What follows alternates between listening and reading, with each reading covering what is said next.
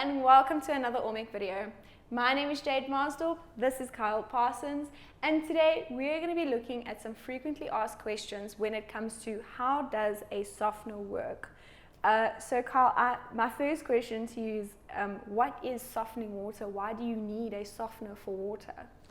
Alright, so in the industry that we're in, we soften water because of the effects that water has on the machinery, Right. i.e. boilers and cooling towers that we deal with on a daily basis. Okay. So the process of softening the water is where we remove calcium and magnesium from your raw water into your processed water. Okay, and what is the point of having to remove magnesium and calcium from the water? What would those elements do if they weren't removed? So what happens is when the water is heated up or evaporated or whatever the case is, your calcium and magnesium stick onto your metal surfaces and they actually start corroding and cause corrosion in your equipment and your machinery. Oh wow, so then how does a Runzen valve soften water? What is that process? Alright, so over here we've got a little softener set up for you. I'm using a Runzen F63C3 valve here. Alright, it's got a little bypass on the back. I'll get into that for you in a little bit. Alright. So what happens is in your softener vessel, alright, you have a cation resin. And that cation resin is actually what reacts with the water. So your calcium and magnesium stick to your resin inside your vessel. Okay. Once a certain amount of water has passed through, you then obviously need to get rid of that calcium and magnesium that's in your water. Okay. We have actually done a video on the setup of this particular valve, the F63. So, and I know in that video we referenced to a regeneration process. What is that regeneration process? Alright, so your regeneration process is actually essentially where your valve automatically kicks over into its regeneration stage. Okay. And that regeneration is what cleans your resin in your vessel. I see we have another drum here today. What is the point of this drum, and would that be the next step in the process? Absolutely, so that's part of the process. So this drum here is actually called a brine tank. Oh, okay. And what that does is that houses your salt, which mixes with water to give you a brine solution. And that brine solution is what washes your resin. So your valve goes through its regeneration stages where it uplifts the resin inside. It moves it around, gets all the particles and molecules moving around. Yes. And then it goes into a stage, and we've gone through those settings like you've said, where you have a brine draw. And what that does is that uses this tube that's connected to your brine tank, and that literally draws your brine solution in through your valve, and it runs it through your vessel and literally rinses off the calcium and magnesium collected on your resin, and that expels it with the drain line that we have here. All right. So that would also be the rinsing that you were talking about within the process, or is that different? That's it. So there are 4 stages of a regeneration on all of our softener valves. You have a backwash, which is your stage 1. You have a brine draw, which is your stage 2. You have a brine refill, where it automatically refills the solution in your brine tank. And then you have a fast rinse, which is your final rinse, where it rinses out all of the excess salt and anything else that might have stuck behind in your vessel. All right, wow. Now you said you were going to mention this bypass at the back here. Maybe let's mention it now and let us know what this bypass at the back here is for. That's it. So this bypass at the back here, I'm just going to turn this vessel for you slightly so we can have a look-see. All right. All right, so over here we have our bypass valve. That bypass valve connects onto our animated connectors, which we've mentioned in previous videos, with your housing for your turbine and your meter reading cable. And what this bypass allows you to do is, at the moment it's in service position, and that allows water to flow through so you can run the softener through its process. Then you can switch the water off altogether and stop the water from flowing through.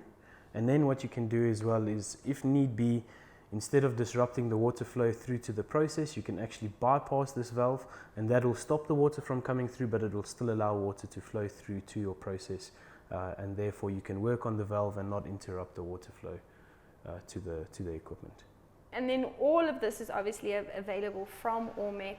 All the servicing, any other questions that people have about the regeneration process and stuff, that all goes through you guys. Absolutely. So at Allmech, we stock all of the Runzen parts. So we do the vessels, we do the resin, we do the servicing of. So we call on clients that have these kinds of equipment on their site.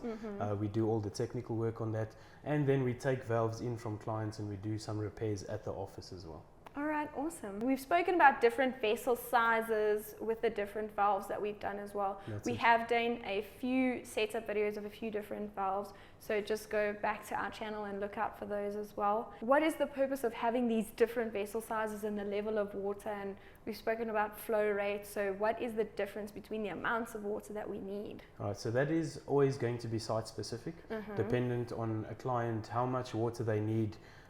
For instance, in an hour, how much water they need in a day, how much water they require at any given time in their process. That's how we then size the softeners according to the valves and according to the needs of the client. So your valves have certain flow rates, your vessels have certain capacities, so that all plays hand in hand with what the clients require on site.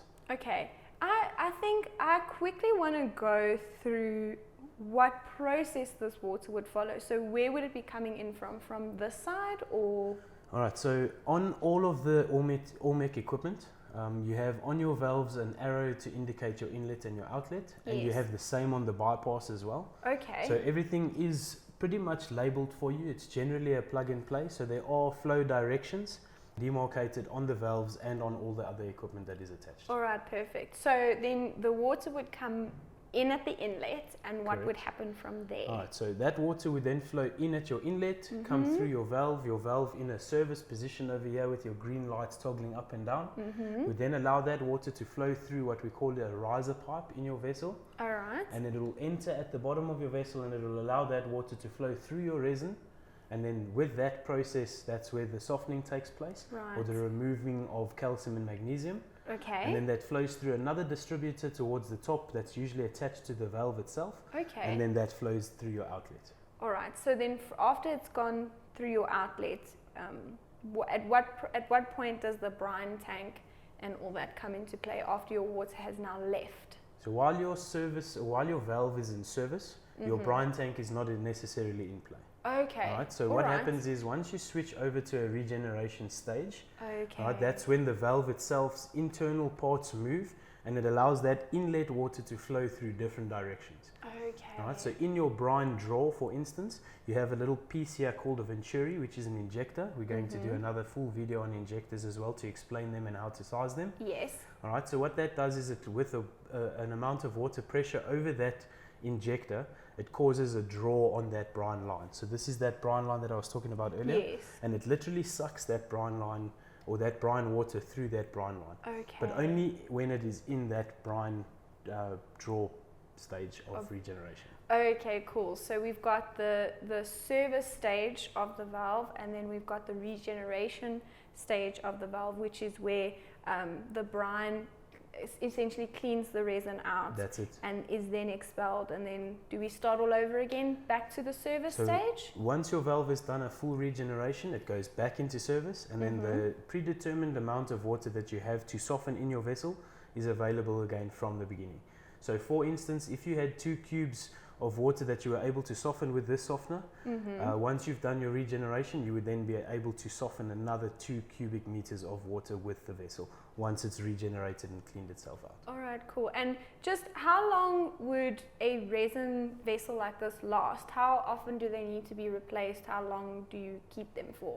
So it's very dependent on the quality of water on site. We have had a couple of instances where resin can last you for years. And then we've had a couple of instances where the water quality is poor and it affects the resin, and resin could last anywhere up to 6 months. All right. So it's very dependent on the water quality, site specific. All right, cool. So Carl, this is a simplex valve that we have over here, but we have also done a video on the F73, which was a duplex, where you had 2 valves working together essentially. 100%. How does the regeneration and this whole process that you've explained to us today, how does that differ from a simplex to a duplex? All right, so your duplex is designed for when you require water 24 hours of a day. All right, so with the duplex, you then have another vessel. It's a single valve that controls both vessels. And like I said, the difference there is that you have a constant supply of water.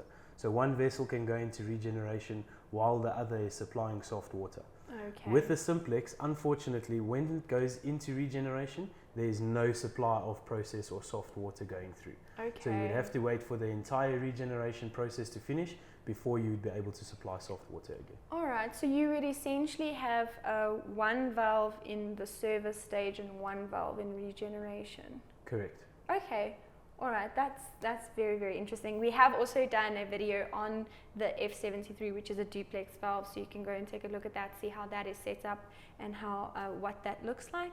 But otherwise, I think I definitely understand this whole process a lot better. I hope you guys do as well. So as always, if you found this video helpful, give it a thumbs up. Leave us any questions you may have in the comments below. And that's all from us. We'll see you in the next video.